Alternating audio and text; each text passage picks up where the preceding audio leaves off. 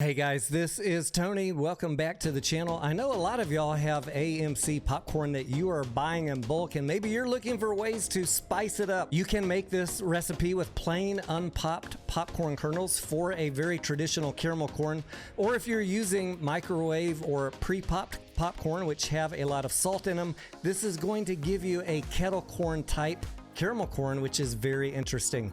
Please enjoy.